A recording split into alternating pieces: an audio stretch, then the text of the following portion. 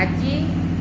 जेन Bharatiya Janata party मिथ्या मिश्रण पर्व जेन आयोजन करा से ताके ई अंचल स्थानीय युवक माने विरोध कर आपण मैंने देखिथे ई अंचल कहीं ना से बाहर लोक आनिक गोटे मिश्रण पर्व करुले। अच्छा अच्छा एटा विरोध करवार भी गोटे कारण अच्छे जिते बेले एमसीएल रे नियुक्ति दि जाउतला सेते बेले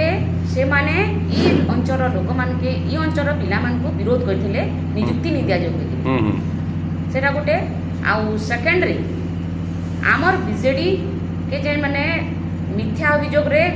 सामिल कुछन से माने ई अंचल ई जागा देखि जाउतले तांको नारे मिथ्या एलिगेशन आनिछन से माने। अच्छा अच्छा इथिरे बिजेडी रो किछि लेन देन किछि नै आमे सबले भल हिसाब से चाहसु माननीय मुख्यमंत्री आदेश चलसु आमर जगार झमेलार किसी प्रश्न नाइन यहाँ निजर निजर भितर से झमेला होकर मैनेजमेंट ठीक नहीं थी कहाँ टिफिन नहीं पुड़ला कहाँ के से खाई दे नहीं पारे इथिर निज निज भितर से मारपिट होगा चेयर फिंगा अच्छा आ दोष दौन आम प्रिय मुख्यमंत्री के आम दल के आम